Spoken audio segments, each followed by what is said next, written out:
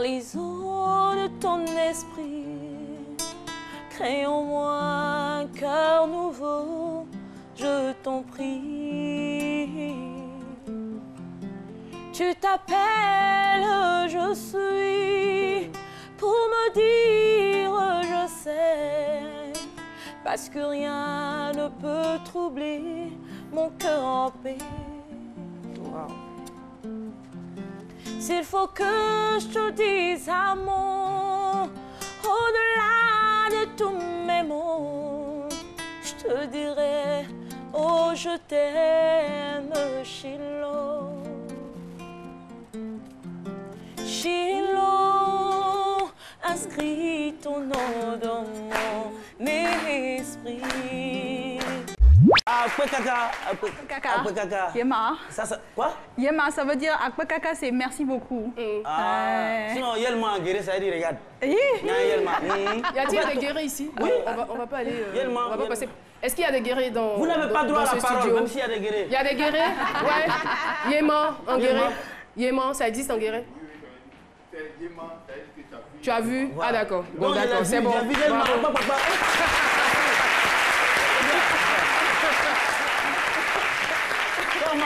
J'espère que c'est pas son complice. Hein. Je me demande, mais ça existe alors. Ce qui est de la messe, ça n'existe même pas. Mais au fait, tu veux me sauver comme... Non mais attends, si c'est le cas, c'est qu'il est plus grave que vous. Si c'est le cas, c'est qu'il est plus grave que Dr Philo. Voici pourquoi il ne faut pas tisser une alliance avec lui. Papa Moloto, comme vous aimez à le dire, malheureusement, qui s'en est allé. Et on a lu la presse par rapport aux différents empoisonnements. Et on se demande bien pourquoi ou qui en veut, qui peut en vouloir à la vie d'un serviteur de Dieu.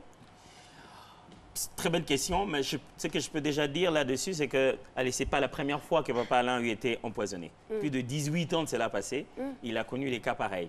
Alors, sur le chemin de l'œuvre que nous étions en train de faire, nous ne le faisions pas qu'à Kinshasa. Nous sommes allés dans plusieurs pays, dans plusieurs coins du monde, de temps en temps en mettant la vérité à sa place. Des fois, ça énerve certaines personnes, ou des fois, simplement par le fait que vous prêchez à quelqu'un une vérité qui le pousse à changer certaines choses dans son quotidien. Ceux pour qui cela est désavantageux, ils réagissent d'une manière ou d'une autre. Mais quant à savoir précisément le dernier empoisonnement qui a quand même rendu la situation de sa santé un peu plus difficile, vraiment savoir d'où ça vient, c'est un peu difficile à vouloir vous le dire. Est-ce qu'on n'a pas commencé à le soigner? Bien sûr, on s'est remis à le soigner, mais malheureusement, le poison avait fait déjà tellement d'effets dans son corps, il avait déjà perdu beaucoup de parties de son corps, son poumon était en mauvais état, son cœur battait très lentement, il avait difficilement à faire quelques mouvements, ses jambes, ses pieds commençaient à avoir des sérieux problèmes qui gonflaient, commençaient à pourrir à certains endroits. Il était quand même passé dans des très mauvaises conditions. Bien, bref. Qu'est-ce qu'on peut dire dans toutes ces choses-là? Il a connu des moments d'empoisonnement où après, il n'a rien eu. Simplement, on est allé, on a dit, bon, tu es empoisonné, et le lendemain, après, plus rien. Mais je pense que cette fois-ci, le Seigneur en a profité aussi pour le récupérer, voilà. Il avait besoin de se reposer peut-être. Je pense que oui. Avec tout le travail abattu. Plusieurs générations, plusieurs travails, plusieurs personnes à gérer, plusieurs passions à exprimer, plusieurs fronts à se battre pour pouvoir exprimer ce qu'il a comme appel. Je pense que se reposer, c'était une bonne chose pour lui. C'est quoi le secret pour avoir une bonne santé bucco-dentaire? Voilà, secret, c'est trop dire, mais il y a vraiment 3 grandes attitudes à avoir, c'est-à-dire déjà avoir la bonne instrumentation. Il faut avoir la bonne brosse à dents, pas les brosses qui font 1 an, 2 ans. Non, il faut le dire bien. Hein. Voilà, la brosse à dents, elle se change régulièrement, au moins chaque mois. Ben ouais. Ça change. Au départ, on nous disait non, c'est tous les 3 mois. Après, c'est devenu chaque mois. Voilà. Après, ça sera toutes les semaines. Ça reste dans la trousse pendant des années. C'est pas un problème de moi, c'est l'oubli. Moi, j'oublie au fait. Voilà, sinon, non. Voilà. On oublie. Donc déjà, avoir la bonne instrumentation, donc la bonne brosse à dents, le bon dentifrice. Il faut un dentifrice avec du fluor. D'accord. Et puis d'autres accessoires. Mais déjà, ces 2-là, c'est suffisant. Le bon moment, c'est-à-dire après les repas. Et ça, je précise, c'est après les repas. Pas dès qu'on vient de se réveiller, on se brosse et puis on va manger toute la journée et puis on va dormir. Non. Il faut se brosser après je dirais les repas. À ces personnes qui grignotent à tout moment. Voilà. C'est vraiment pas conseillé de grignoter parce que si on a fait son brossage le matin, on grignote toute la journée et on va se coucher sans se brosser. Alors là, on n'a rien fait du tout. Donc le bon moment, c'est-à-dire après les repas, donc les 3 repas principaux. Le matin, après le petit déjeuner, à midi, après le repas de midi et le soir, après le dîner, avant de se coucher. Important, le brossage du soir, parce qu'il nous permet de faire une révision de tout ce qu'on a mangé dans la journée, éliminer efficacement. Et au moins une fois par an, il faut passer voir tout à fait, Caroline. Voilà, ça c'était vraiment la troisième attitude à avoir, la visite annuelle chez le dentiste, même quand on n'a pas mal. Les Restos du Cœur, notre objectif, c'est de faire des repas tous les jours. Tous les jours, changer le quotidien de ces personnes-là pour de vrai. Avoir cet impact où ils ne se posent plus la question de savoir comment est-ce qu'ils vont manger. Ils peuvent penser à autre chose. Ils peuvent penser à se développer. Ils peuvent penser à la santé. Ils peuvent penser à s'éduquer réellement. C'est ça notre objectif. Qu'est-ce qui vous empêche d'atteindre cet objectif? Alors, on a beaucoup de difficultés. Bon, faut dire que c'était vraiment sur fond propre. C'était voilà, d'aller vers les gens et de voir comment ça se passe. Au fur et à mesure, il y a des amis qui nous ont donné des contributions, des parents. Il y a plus de gens maintenant, des gens qu'on ne connaît pas, puisqu'on s'est érigé en association, comme vous disiez, Petite Main. Il y a des gens maintenant qu'on ne connaît pas qui nous atteignent sur la page Facebook et qui viennent nous dire, voilà, comment est-ce que je peux aider, voilà. D'accord. Donc, on s'est dit, il faut commencer quelque part. Et on a commencé comme ça. Notre objectif, c'est d'avoir des camions, des points de chute dans tous les quartiers de la ville d'Abidjan, dans tous les quartiers des villes de Côte d'Ivoire, où les gens peuvent venir et dire, voilà, j'ai faim, donnez-moi une barquette. C'est notre objectif. Pour le moment, on n'a pas vraiment de subventions, on n'a pas beaucoup d'aide.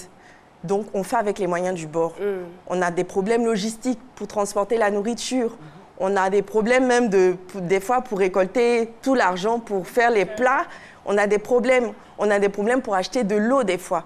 Mais Dieu merci, tout ce qu'on s'est fixé comme objectif jusqu'à aujourd'hui a été atteint. Mais on peut aller beaucoup plus loin. Beaucoup, c'est rien, c'est une goutte d'eau dans la mer. J'imagine ces petits garçons ou ces petites filles qui nous regardent en ce moment. Ah, mais franchement, elle n'est jamais passée dans notre quartier. Est-ce qu'il y a des études qui sont faites au préalable pour voir là où le besoin est beaucoup plus crucial? Alors, on a dans l'équipe une personne qui est très, très dynamique et que j'aimerais saluer, qui s'appelle Marie-Paul. Marie-Paul Adjé? Non, Marie-Paul Taï, qui est quelqu'un de très dynamique et qui, elle, sillonne tous les quartiers d'Abidjan. C'est une spécialiste en faim. C'est une spécialiste en faim. C'est ça, c'est exactement ça. Voilà, elle, pour le coup, c'est un vrai ange. Elle a un très grand cœur. Elle parcourt tous les quartiers d'Abidjan. Elle va dénicher les coins les plus précaires. Elle va rencontrer les responsables de ces centres d'accueil-là, le responsable de quartier, pour pouvoir rassembler les enfants, pour que nous, on puisse faciliter, avoir une distribution plus facile. Et c'est comme ça, c'est juste, elle se déplace, elle recense tous les centres, et un par un, on rencontre les responsables, on voit le nombre d'enfants qu'ils ont autour d'eux, qu'ils peuvent réunir, et puis on prépare, on va leur faire la distribution. Je suis un journaliste malheureux, mais je vais féliciter mon collègue. C'est le travail qui paye. Voilà. Fair play. Félicitations, collègues. Voilà, vous méritez tous ces trophées. Mais moi, je n'ai rien, mais je mérite le marianiture. Mais on va continuer, ça va Boudi. Mais Boudi, c'est ça, c'est une fierté pour la RTI. Ahmed a dit, c'est ça, un journaliste, c'est ça. Le nom même, déjà, même comment là? Pargasso. Le nom même est difficile à prononcer. Ça veut dire que lui-même, il a traversé des étapes difficiles. Normalement, c'est Pargator sans sénifo. Normalement, c'est Pargator qui veut dire Pargator. Pargator, mais il y a mes pierres. Il y a Pargator, oh, pardonnez. J'ai fait assez de recherches dans le pays sénifo, donc je fais mon travail. C'est vous qui faites qu'on ne nous donne pas de trophée là. Parce que quand vous passez les recherches comme ça. Voilà. Et rien qu'à le nom, Pargator, c'est quelqu'un de positif. Il a dit faux, vous dites faux, hein. Vous êtes un journaliste. C'est quelqu'un de positif, quelqu'un qui accepte tout. Malgré tout ce qu'on lui fait, il accepte. Vrai ou faux? Vrai. Vous avez honte maintenant. Donc c'est ça. Donc, c'est le travail. Même Jean-Michel, il a imité Ali Jarasouba hier pour ceux qui ont suivi l'émission, mais c'était l'éloquence dans toute sa splendeur, sa plénitude. C'est ça. On est même embêté, qui veut dire, je sais pas, quelque chose de tranchant, quelqu'un d'intelligent. On est, voilà, vous voulez dire, on est. Et lui aussi, il est obligé d'accepter de dire. Et en Africain, on est veut dire, donnez-lui. Donc, donnez-lui un boni aussi. C'est vrai ou faux? En Africain, ça veut dire quoi? Donnez-lui, c'est vrai. On fait des recherches, tout ça ne vous donne pas un boni. Ça, c'est des recherches. Ça va venir. C'est pour vous dire que c'est le travail. Et boni, vous avez vu, il y a certains journalistes qui parlent des gens, mais il y a certains journalistes, en 2015, quand Jérôme Kouakou, détaché de la RT Radio Côte d'Ivoire, à Mans, a remporté le prix Super Boni, tous les journalistes sont allés se remplir à Mans là-bas. Ils pensaient qu'ils allaient avoir un boni. Non, un boni, ce n'est pas le cadre, c'est le travail. C'est le travail, vous avez travaillé. Et ce monsieur, le talent seul ne suffit pas. Moi, je sais, je vois, c'est un monsieur qui anime l'émission Allahu Akbar. Donc, il y a beaucoup de spiritualité dedans. Il a même fait la Mecque. Donc, il y en a qui vont à la Mecque pour aller faire les achats, pour faire commerce. Lui, il allait prier pour Ebony. Vous rêvez d'être journaliste ou animateur et finalement, par manque de moyens, vous vous retrouvez à l'INJS. Et comment est-ce que vous passez et vous devenez par la suite professeur d'épreuves physiques et sportives? Voilà. Comment est-ce que vous passez de professeur DPS à journaliste? C'est vrai, beaucoup d'hommes me posent la question. Mais tu étais professeur DPS? Et dit oui, mais on entend ton nom. C'est toi qui es le journaliste? Il dit oui, mais comment tu fais? Bon, donc, effectivement, après le bac, d'abord j'ai échoué au bac 2 fois. Yako, on est passé par là. J'ai échoué au BPC aussi. Voilà. J'ai également échoué au BPC. Et dites-vous que c'est le bac et le BPC, j'ai obtenu ces 2 diplômes-là en candidature libre. Voilà. Et donc, après cela, je suis allé passer le concours de l'INJS, ça n'a pas marché. J'ai passé le concours du CAFOP, ça n'a pas marché. Ah bon, candidature libre. Le bac, on ne peut pas aller à l'université. Ce n'est que des concours que vous pouvez passer. Et donc, je ne me suis pas découragé. À l'INJS, on m'a dit, bon, il y a une porte de sortie, c'est-à-dire que vous pouvez faire une formation et enseigner dans les établissements privés. Je me suis dit, bon, je peux le faire. Je vais le faire pour pouvoir économiser. Moi, dans ma tête, c'est de devenir journaliste ou animateur. Mais comment? Puisque je n'ai pas d'argent, mes parents n'ont pas d'argent. On dit ici en Afrique ou en Côte d'Ivoire, mon devant, mon derrière, c'est vraiment grillé. C'est-à-dire que, comme un gomi, c'est-à-dire que j'ai personne pour m'aider. Je me suis dit, bon, je vais entrer au privé. C'est comme ça que j'ai fait la formation à l'INJS. Et puis, j'ai pu obtenir un stage au lycée Saint-Joseph d'Abobo. Et après le stage, 2 ans de stage, j'ai pu être embauché dans ce lycée-là. Et vous faites combien d'années d'enseignement? Disons 2005. D'accord. Voilà, jusqu'à 2012, je crois, en 2011, où j'ai été renvoyé de l'établissement parce qu'on dit qu'il y avait un problème économique, tout ça. Il y avait d'autres établissements qui se créaient. Voilà. Donc, j'ai été renvoyé de l'école et je ne faisais plus rien. Mais quand Dieu est avec vous, Caro, je le dis, si vous avez Dieu avec vous, vous avez la bénédiction de vos parents, et si vous respectez tout le monde, enfants, grands, petits, si vous respectez tous ceux qui sont autour de vous, sincèrement, Dieu ne vous abandonne pas. Philo Ashton-Koff, c'est un milliardaire aux États-Unis, c'est mon démoteur. Il a l'argent, mais moi, il a l'argent. Excusez-moi, je n'ai pas bien entendu le nom. Philo Ashton-Koff. Vous ne pouvez même pas le connaître parce que c'est un multimilliardaire, il est là-bas. Ça, c'est Priscilla. Priscilla, ça, c'est Niger et Kliachi. C'est ces ancêtres-là qui ont fait viande, c'est ces Kliachi. Donc, pour vous parler, et les bonis, c'est ça, les Akans, ils sont dans la forêt ici, les bonis là-bas de l'autre côté, c'est dans la forêt. Voilà, Boni Power RAS à l'époque. Ça, c'est les cris de la forêt. C'est les cris de la forêt. Boni Wilfried, l'éléphant avec les deux, tout ça. Ça, c'est les arbres, c'est la forêt, c'est la. Voilà. Boni Nyaouré, même tout ça là. Il a fait son clip dans la forêt, Bazana là. C'est dans la forêt, donc il y a tout ça. Mais c'est nous, on se retrouve là-bas de l'autre côté. C'est nous qui nous retrouvons là-bas de l'autre côté, dans cette forêt là. Et je dis que Vous ne savez pas l'histoire même de la présence même des Boni à chose. Ça, c'est une exclusivité. J'ai jamais donné ça sur aucune chaîne de télévision. Je vous dis ça. Ça, c'est clair. Et c'est la vérité. C'était un roi qui avait besoin un beau fils, au fait. Il avait besoin d'un jeune homme qui devait donner à qui il devait donner sa fille en mariage à cette époque-là. Et ils ont fouillé partout. C'est je vais dire quoi, ceux qui sont à côté du roi là. Mais voilà, on va voir dans l'histoire. Voilà, ceux qui sont à côté du roi là, comment les appellent? Les notables. Ils sont allés partout, les conseillers sont allés partout. Et c'est en Côte d'Ivoire, c'est les acteurs qu'ils ont retrouvés. Je ne parle pas du descendant d'Abla Pokou, mais celui qu'ils ont retrouvé, il était mignon, il était tellement beau. Et c'est lui qu'ils ont envoyé. J'ai dit descendant d'Abla Pokou, c'est général. Pardon, faut pas me mettre en problème. 30 secondes. C'est lui qui allait à l'époque là-bas, en Guyane là-bas. Et quand il est arrivé comme bon Ivoirien, il n'a pas su se contrôler. On lui donne la fille du roi et il a commencé à faire la cour à toutes les filles de choses là, du territoire. Malheureusement, peut-être heureusement pour lui parce qu'il était heureux là-dedans, il a eu des enfants avec tous ceux-là. Et donc le roi même connaissait même pas son nom, il l'appelait Beau, parce qu'il était beau.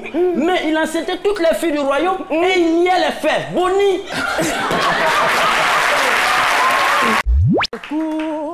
Elle court, la maladie d'amour dans le cœur des enfants de 7 à 77 ans.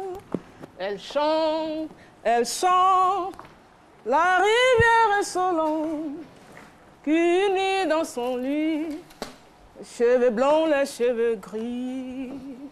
Elle court la langue. Vous pouvez vous asseoir, monsieur? Le bus sera encore en retard ce matin, comme d'habitude. Je sais que le bus sera encore en retard, comme d'habitude. Vous aussi, vous savez que le bus sera encore en retard. Rien n'est à l'heure dans ce pays. Et ça n'étonne plus personne, vous savez, le bus en retard. C'est bien dans l'ordre des choses. C'est dans la nouvelle logique de ce qui se passe désormais dans ce pays. Et de toute façon, il ne sera net autrement. Nous vivons avec ça, c'est pathétique. Et alors, vous prenez place ou pas? Non, je n'ai pas envie de m'asseoir. On dit non, merci, madame. Ou non, merci, mademoiselle. Et on ajoute, je n'ai pas envie de m'asseoir. Oh. Je n'ai pas bien saisi ce que vous venez de dire. Il n'a pas bien saisi ce que je viens de lui dire. C'est exact. C'est clair que ça manque visiblement d'éducation, ce que je vois. Madame, dites-moi si c'est bien à moi que vous parlez là. Parbleu. Ai-je vraiment besoin de le crier à la face du monde pour que vous sachiez que c'est bien à vous que je m'adresse? Nous ne sommes que deux à attendre le bus à cet arrêt que je sache. Je suis un peu perdu. Dites-moi ce que vous me reprochez. Oh, putain! C'est maintenant à moi de lui expliquer la faute qu'il a de toute évidence commise sur ma personne. Vous cherchez à savoir ce que je vous reproche. Ah oui, c'est important pour moi de savoir ce que vous me reprochez, madame. Je tombe des nues. Je croyais que ça manquait uniquement et de toute évidence d'éducation, mais je me rends bien compte en plus à présent que ça souffre d'un grave trouble de mémoire. Ça n'a visiblement pas de mémoire, c'est extrêmement grave. Madame, est-ce que je peux savoir pourquoi vous en avez tant après moi? Alors cela me pousse à vous demander, qu'est-ce que vous me voulez? Moi? Oui. Vouloir quelque chose de vous? Oui. Oh, voilà bien des manières de me parler. Mais il ne manque pas de culot, lui. Vous ne trouvez pas que c'est un peu prétentieux de tenir de tels discours à une femme comme moi? Ah, vous me trouvez prétentieux? Évidemment. Ah, donc pour vous, je suis un prétentieux? Absolument. Je suis de plus en plus perdu. Ben, naturellement. Moi, prétentieux? Je confirme que vous êtes prétentieux. Et sachez, monsieur le prétentieux, que je suis loin de me tromper en l'affirmant. Mais j'ai là encore de plus en plus de mal à vous suivre. Non, madame, je ne suis pas prétentieux. Je confirme à votre nez que vous êtes prétentieux. Ah oui? Et je vais vous donner les raisons qui me poussent à le dénoncer à la face du monde. J'attends d'apprécier ces raisons. Oh, monsieur. Oui. Faites croire au monde entier, alors que c'est la toute première fois que nous nous rencontrons, que je veuille quelque chose de vous. Oui. Pour vous avoir demandé simplement de vous asseoir, est à mon avis prétentieux. Madame, je ne trouve absolument pas de mal à demander à une personne qui se plaît visiblement à faire l'esprit ce que cette personne veut de moi. Et cela ne serait pousser votre personne à traiter ma personne de prétentieux. Non, je veux que vous me disiez clairement ce que vous me reprochez, madame. Et vous attendez certainement de moi une réponse. Eh bien, évidemment que j'attends de vous une réponse. Et vous y tenez à ce que je vois? J'y tiens absolument. Avec votre dernière énergie. Avec ma plus grande détermination. En vérité? En vérité. Alors voici la réponse que vous attendez de moi. D'apprécier cette réponse. Rien. Rien? J'ai dit rien. Vraiment? Vraiment. Vraiment rien? Vraiment, je n'attends absolument rien de vous, monsieur. Vous n'attendez rien de moi? Rien. Tant mieux. Tant mieux? Eh bien, c'est tant mieux. Comment ça, c'est tant mieux? Mais c'est tant mieux que vous n'attendiez finalement rien de moi. Et me voilà complètement déchargé Damien Louis Fargo. Oh, et c'est tout ce que vous trouvez à dire? Et c'est tout ce que je trouve à dire, madame. Et c'est là mon dernier mot. Votre dernier mot, dites-vous? C'est mon dernier mot, madame. Non, mais vous n'êtes pas sérieux, oh, dites. Si, je suis sérieux. Et je crois qu'il est vraiment temps de mettre un terme à ce débat stupide. Oui. Oh, il veut mettre fin au débat? Oui. Le bien à faire, madame, c'est de mettre un terme à ce débat. Oh, il cherche vainement à se débarrasser aussi facilement de ma personne. Vous m'avez compris, c'est mal madame. me connaître. Madame, le mieux à faire dans cette affaire, je le répète, c'est de mettre un terme à ce débat stupide. Oh, c'est excessivement intenable. Ce que ce mec a décidément tous les défauts du monde. C'est extrêmement grave. C'est que vous avez l'air d'exagérer les choses les plus simples du monde. Il est à présent à me faire des jugements de valeur. Je ne fais que constater, madame, et apprécier tout ce que je constate. Vous êtes un véritable dictateur, monsieur. Ah oui? Et c'est extrêmement grave pour un homme d'être dictateur dans ce monde si moderne. Vous trouvez à présent que je suis un dictateur? Oh, écoutez bien, monsieur. Oui. Je ne trouve pas que vous êtes dictateur. Oui. Ce qui pourrait faire penser que je ne suis pas si certaine de la qualification que je fais de votre personne. Et donc pour vous, je suis un véritable dictateur? Je confirme que vous êtes un misérable dictateur. Oh. Madame, est-ce que vous pesez suffisamment tout ce que vous sortez de votre bouche contre ma personne? Bien sûr que je pèse mes mots. Et je crois que moi, je n'en ai pas l'impression. Oh, putain, c'est fou ce que ce mec ne comprend rien à rien. Oh. Madame, qu'est-ce que j'ai fait au ciel pour me retrouver avec toutes les foudres sur ma tête? Oh, arrêtez de jouer les victimes. Parce que la seule victime ici ce matin, c'est bien moi. Ah oui? Vous prenez sur vous de mettre un terme à des échanges que j'ai initiés sans auparavant prendre la peine de demander l'avis de l'initiatrice.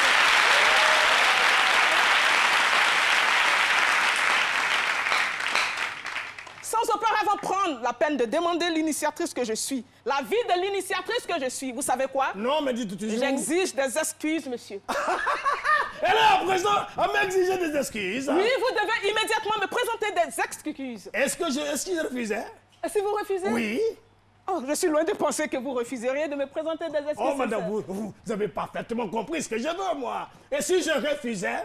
Il va dans ce cas sans dire que je serai de toute évidence à tout désespérer de vous. Madame, je crois qu'il est vraiment temps de clarifier toutes choses pour que chacun de nous revienne à ses propres amours. Vous ne trouvez pas?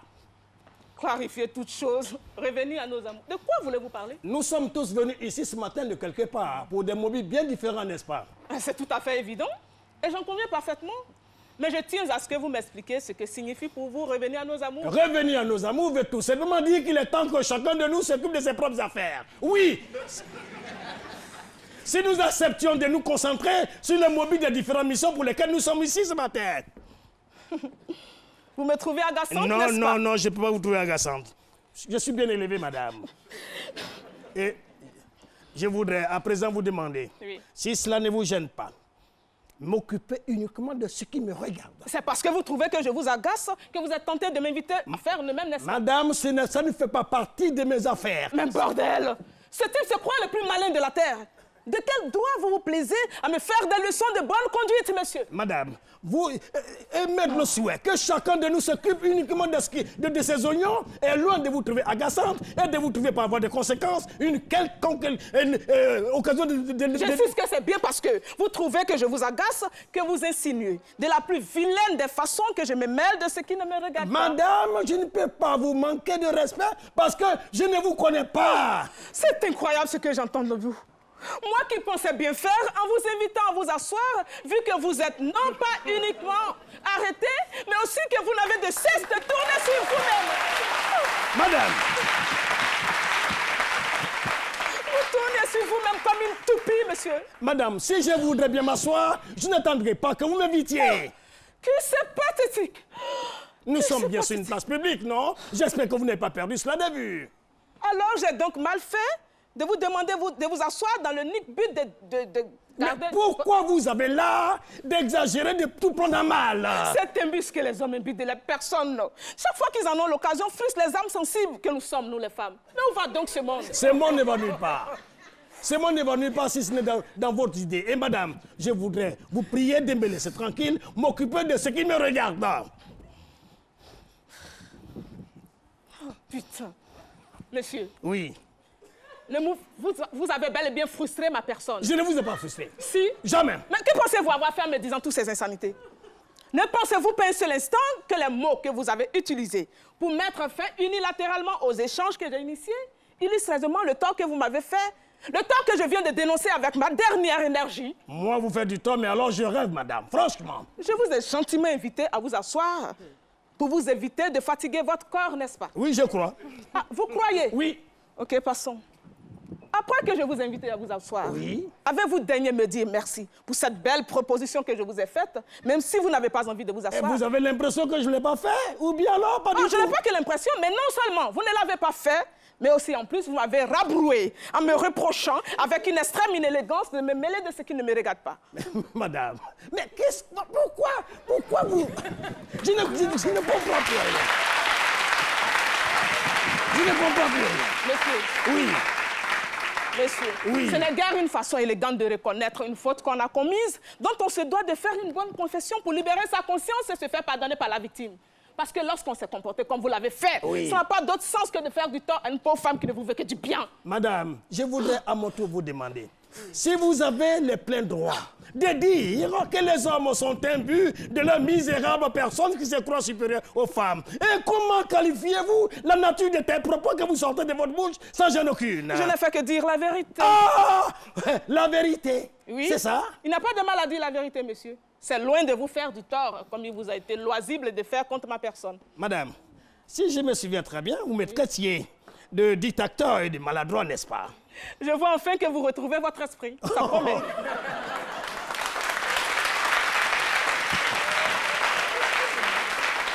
Je n'ai rien. Mais alors, je n'ai rien perdu de mes facultés, tout est en place, madame. Intéressant. C'est toujours bon à prendre, vu que vous venez de loin. Je sais que vous serez d'accord avec moi que celui qui se donne le droit de faire ce qu'il a envie de faire, en piétinant la dignité et en froissant l'honneur d'autrui, est un dictateur, n'est-ce pas? Bien sûr que c'est donner la liberté de froisser et de piétiner par la même occasion la dignité d'autrui sans autre forme de procès, c'est faire preuve de dictature. Vous venez de me donner raison, ça promet. Oh, mais c'est tout à fait évident que vous avez parfaitement raison de dire celui qui froisse et piétine la dignité d'autrui est un dictateur.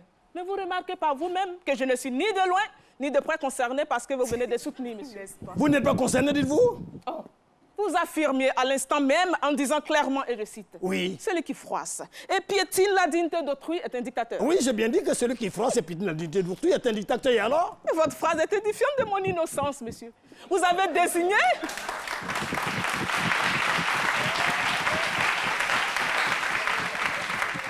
Vous avez désigné le dictateur qui n'est autre qu'un homme. Voilà. Et pourtant, je parlais de vous. Oh. Oui. Je parlais de vous. Voyez-vous le problème dans cette affaire? Oui. Vous avez utilisé le mot « celui ». Oui. Et généralement, le mot « celui » est mis pour l'homme, non pas pour la femme. Si vous vouliez m'accuser, monsieur, oui, il fallait dire « celle qui froisse et piétine autrui est une dictatrice ». Et comme vous ne l'avez pas dit, je ne me sens pas concernée. Madame, vous jouez avec les mots, c'est pas malin, vous savez. Oh, c'est tout à fait évident, les mots ont un sens. Je suis une personne foncièrement attachée aux valeurs et au sens des mots.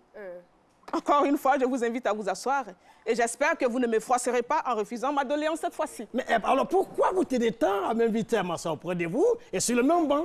Oh, ne vous mettez pas en idée que je cherche à vous draguer, monsieur. Mais je n'ai jamais...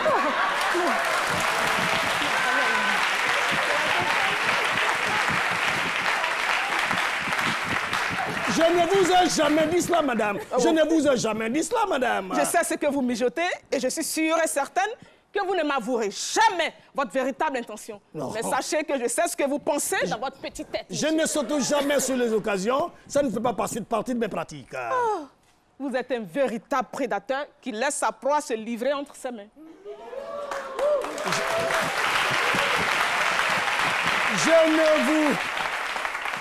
Je ne vous dévorerai point, madame.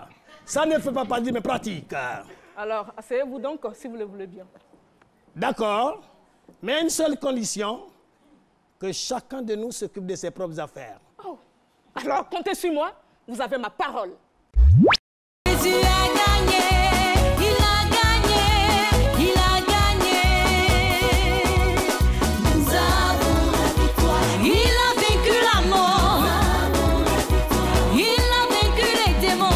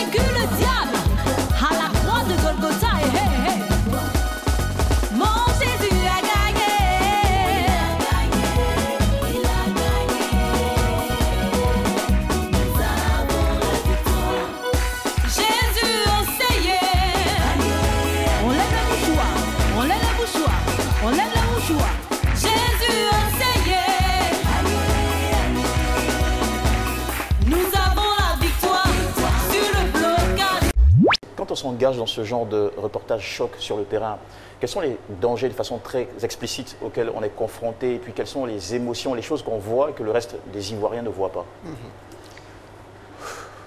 Vraiment, Le coup de machette. bien sûr, parce que quand on doit aller tourner ce genre de reportage, c'est dans la forêt. Vous savez, nous avons tourné dans la forêt pratiquement parce que les responsables nous ont fait savoir que c'est dans cette forêt-là, il y a des fumoirs. Et donc les enfants vont s'inspirer là-bas et viennent attaquer, n'est-ce pas, les pauvres populations. Et donc on s'est dit qu'on prend beaucoup de risques. On peut perdre la vie, on peut être blessé. Mais, comme je l'ai dit, le journaliste, c'est celui qui affronte toutes sortes de dangers. Quand on sait qu'on peut informer la population à partir d'un sujet, il n'y a pas de souci. Donc, je pense qu'on prend beaucoup de risques, mais il n'y a pas de risque. Et sorti de cette expérience, est-ce que vous pensez que vous êtes capable aujourd'hui, en tant que journaliste, de contribuer à la résolution de ce phénomène en Côte d'Ivoire avec des propositions inspirées du terrain? Oui, bien sûr. Mais c'est des propositions qu'on pourra faire hors antenne. Allo Tikwayi, Vincent. Oui. Le théâtre renaît de ses cendres. Je ne sais pas si c'est adapté, mais si ce ne l'est pas, dites-nous exactement à quel niveau est le théâtre en Côte d'Ivoire. Bon, quand je vois les images qui passent en ce moment, et quand je vois le public que nous drainons à l'intérieur du pays, nous disons, nous sommes en contradiction avec ceux qui disent que le théâtre a disparu.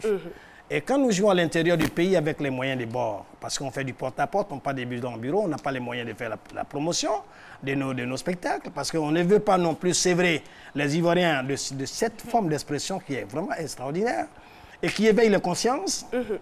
Et quand nous voyons ces gens-là pleurer dans la salle pour dire pourquoi on vous a abandonné, pourquoi on a laissé le théâtre ivoirien par terre, pourquoi on ne vous voit plus? Franchement. Nous n'avons que nos yeux pour pleurer. JM ou Major Goldman? Les deux. Carrière solo ou duo? Duo. Studio d'enregistrement ou promo d'album? Studio d'enregistrement. Afrobeat ou coupé décalé? Afrobeat tout naturellement. Salamandre ou number one? Les deux. Années 90 ou 2000? Les années 90. Les années 90. Bière ou champagne? Champagne. Tour de garde ou TNT? C'est nos gars, sinon les TNT aussi sont très bien, on les aime, mais on va choisir tous les gars. Baby Philippe ou Shadow Chris? Shadow Chris. Le magnifique ou Chouk and Pat? Chouk, c'est à l'ancienne depuis... Le magnifique il est fort, mais Chouk vraiment c'est à l'ancienne. Et c'est rouge quoi, tu vois. Eric Bailly ou Kolo Touré? Je pense que Eric Bailly. Parce que, donc on va donner un peu de points aux jeunes, Eric Bailly. Réseaux sociaux ou Actualité TV? Les réseaux sociaux plus. Parce qu'aujourd'hui, tout se passe sur les réseaux sociaux, même l'actualité. On retrouve ça sur les réseaux sociaux. Oui, bien sûr. Awards du coupé décalé ou Cora Award? Cora, bon, on le passe ensemble. Facebook Live ou Snappé? Snap, instantané. Bad Boy ou Player? Les deux. Draguer ou se faire draguer? Là, c'est comme... on est des hommes, donc on préfère draguer. Jaloux ou indifférent? Il y a des questions. Là, on va dire... ça dépend, c'est différent. Garçon qui paie ou femme qui paie? Le garçon qui paie. Le garçon qui paie. Forti ou Lifestar? Forti. Le Gros Bédel ou David Monceau? Gros Bédel. Au-delà des enfants en association, parce que j'estime que les enfants déjà dans les centres et tout, ils ont une certaine assistance. Est-ce que vous touchez également les enfants dans la rue, en bas des ponts, qui n'ont pas de famille et tout, qui ne savent même pas où aller?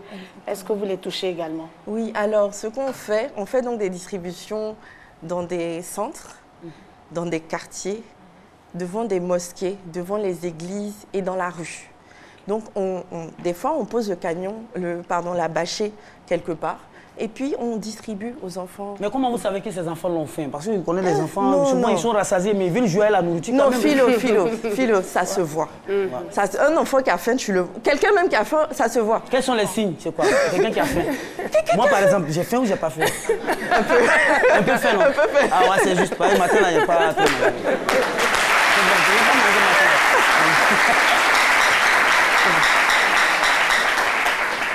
Quelques dispositions hygiéniques aussi que vous prenez puisqu'il s'agit de la nourriture? Bien sûr. Donc déjà, quand on cuisine, on essaie de porter les charlottes. On se lave les mains, bien évidemment.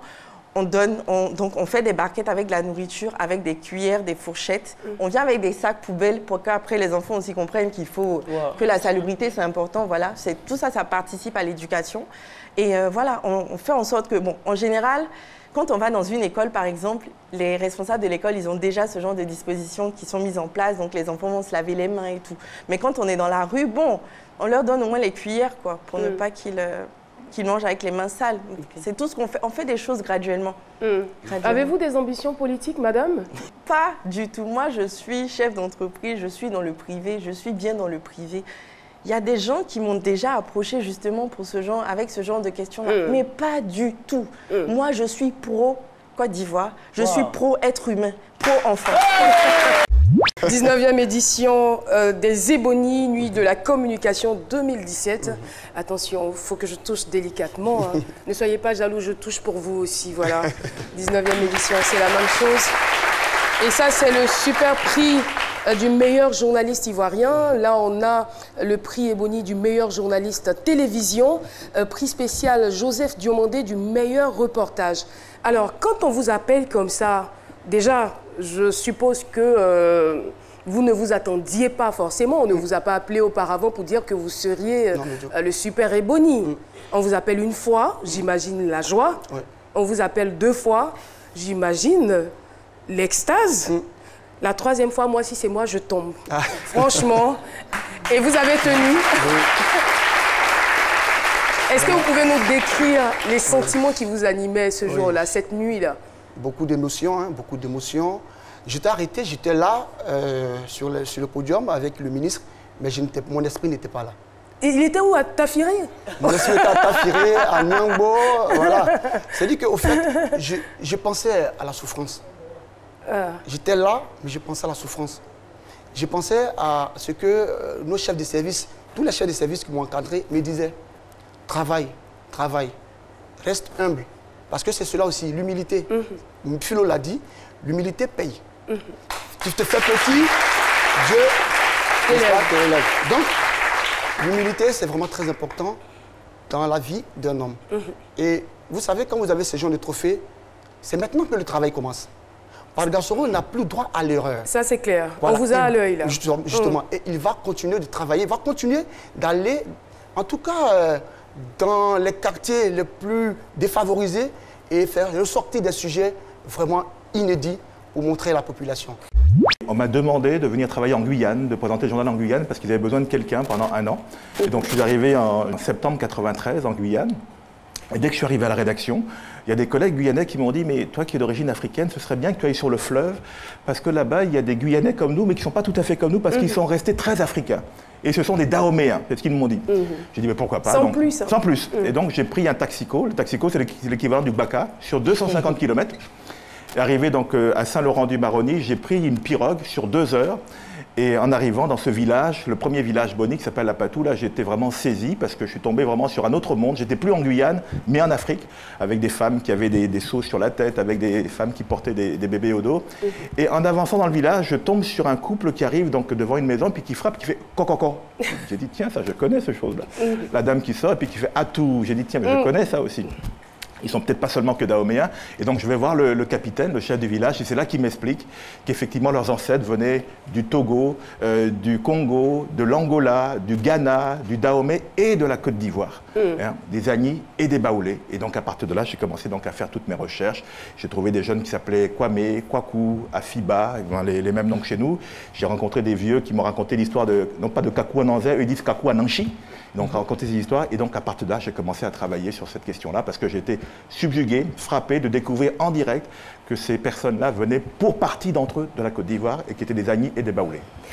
Nous avons passé au peigne fin toutes les tenues de Caroline Da Silva depuis le début de la saison. Petit calcul rapide, 5 tenues par semaine, cela nous fait depuis le 6 novembre 100 tenues. J'en ai sélectionné 6, ben oui, on ne pouvait pas toutes les faire. Hein. Voici donc pour vous 6 best looks de notre animatrice préférée, c'est parti. Ne dit-on pas que le rose est la couleur féminine par excellence? Cela s'illustre parfaitement sur cette sublime robe ornée de pierres. Caroline scintille et ça, j'achète! Ne vous laissez pas intimider par la robe que je porte. Difficile de ne pas l'être. Le choix des couleurs peut sembler aisé pour Caroline, tant son teint et ses formes épousent tout aussi bien les tenues aux couleurs flashy que classiques. Sur ce coup, ce vert relevé de quelques broderies assure juste un effet majestueux qui nous laisse sans voix. Caroline, en véritable top modèle, nous balade tous les midis dans un voyage vestimentaire haut en couleurs et en originalité, comme ici avec ce magnifique top Bardot imprimé. Le rouge est passion, le rouge est amour, et pour la fête de l'amour, on ne peut faire sans rose rouge. Caroline, dans cette très jolie robe, nous a certainement offert la plus belle des fleurs. Souffrez que je fasse aujourd'hui ma belle. Vous pouvez, oui, vous pouvez. Et quand notre animatrice ose le gris, c'est dans une robe moulante et très tendance que l'on se retrouve transporté pour notre plus grand plaisir. Pour finir, direction la Côte d'Ivoire profonde. Caroline nous envoie visiter l'Afrique que nous aimons avec ses belles femmes coquettes en pagne tissé et en parure de chez nous. Caroline au Wakanda, on adore tout simplement. Je vais mettre fossile aujourd'hui là. Ouh. J'ai l'habitude de mettre. C'est moi j'ai peur de. Ouh. Oui. C'est comme ça fait. Oui. Mes yeux. Ouh, ouh, ouh. Pardon. Mes yeux. Ouh, ouh, c'est tombé. Ah, c'est tombé dans mes yeux. La fille m'a tué. Oh, la fille m'a tué. Il avait mon visage. Pendant qu'il donnait mon lot. C'est du temps, mes yeux. Ouais, c'est que. Ouais. Voilà, voilà l'eau. Voilà l'eau. C'est où? Où Jésus. Oui. Où? Oui. Mais elle dit, tu vas ouvrir. Reste ici. Tu dois prendre quelques lunettes. Oh, tu veux rien, tu es là, tu dis, tu sais faire. Mais non, voilà ça, tu as fait tomber ça dans mes... Oh Jésus. Voilà ça. Oh. Tu as fait tomber la colle là dans mes yeux. Je te demande pas. Non, je ne suis pas fâchée. Elle dit, attends quoi? Tu dois faire quoi? Fâchée. Pardon, là, ça a ramené ses yeux. Tu as arrêté là-bas, c'est là-bas, tu vas t'arrêter de me demander pardon. Si tu ne sais pas faire, faut dire que tu ne sais pas faire, c'est pas grave, ça fait rien. Au moins, elle allait attendre. Mais elle a l'habitude même non, de faire ça. Non, mais je t'ai dit, je vais attendre. Tu m'as dit, elle s'est fait. Je t'ai dit, je vais attendre. Ma chérie, la prochaine fois, il ne faut plus faire ça. Tu as compris? Non, ce n'est pas une question de pardon. Non, ce n'est pas une question de pardon. Mais la prochaine fois, quand tu ne sais pas faire quelque chose, il faut dire que tu ne sais pas faire. C'est pas parce que ta patronne te dit, tu as soulevé la serpente, ça. Non, qui? Non, non, non. Mais il faut lui dire. La prochaine fois que tu lui dis de faire que je sais, c'est pas fait, c'est pas fait. Dis, tu es là pour apprendre. Dans la vie, on ne finit pas d'apprendre. Tu sais pas faire, tu sais pas faire. Tu as dit, tu sais faire maintenant. Heureusement, tu es tombé sur moi.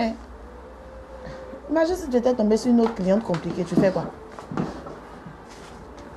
J'espère qu'après, ça ne va pas me donner des... Hein? Il faut regarder. Après, je vais te mettre. Il faut t'approcher de mon œil. Tu as regardé un peu quand même. Tu as regardé comment tu t'approches même pas, tu touches même pas, tu ne sais pas. Tu en es peu, tu es là, tu as arrêté. Là, me brûle. Ça me brûle. Ce côté-là me brûle. Là, ça me brûle. Tu as fait une bêtise. On parle, tu as arrêté. Tu as arrêté. Il n'y a pas beurre de karité parce que là, me brûle d'un méchant. Non, mais beurre de karité là dans tes yeux. Il ne faut pas toucher mes yeux. Il ne faut pas toucher tes yeux même. Il faut donner même va mettre. Il ne faut pas tu as touché mes yeux. Ah, c'est ta main propre. Tu as lavé ta main. Tu as lavé ça où?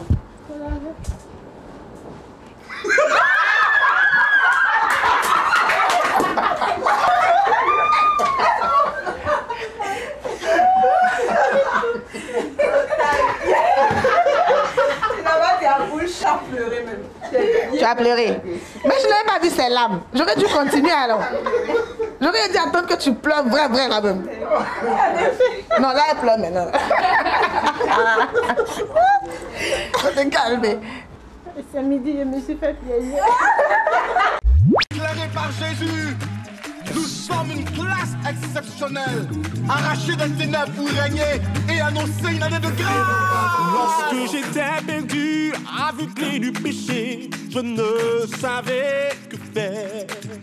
Mais un jour, je l'ai rencontré. Il a changé ma vie.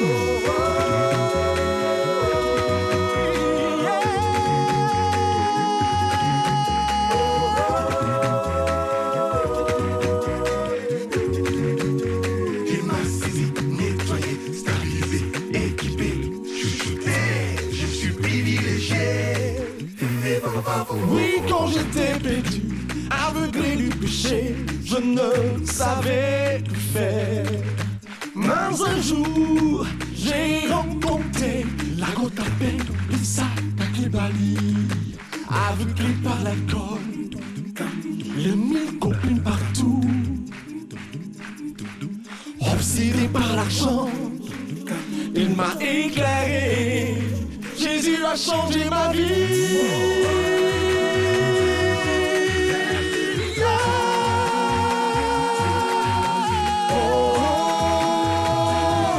C'est une grâce. Alléluia, alléluia. C'est Yeshua le sauveur, mon soleil, ma lumière. Tu es mon repère, mon étoile polaire. Tu es mon soleil, ma lumière. C'est une grâce. Maintenant je suis dans la vérité, la vérité.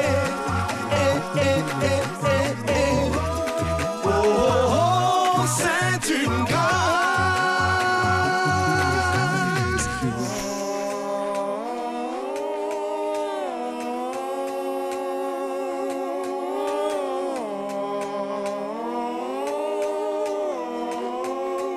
Merci surtout à tous ceux qui prient pour nous, qui ne sont pas forcément dans ce studio, tous ceux qui nous regardent, qui nous envoient des messages d'encouragement. On vous remercie. Et aussi à ceux qui nous font des critiques pour avancer. Mais ceux qui nous injurient, je ne suis pas d'accord avec vous. Mais bon, c'est la vie. Merci d'avoir suivi ce midi. À demain.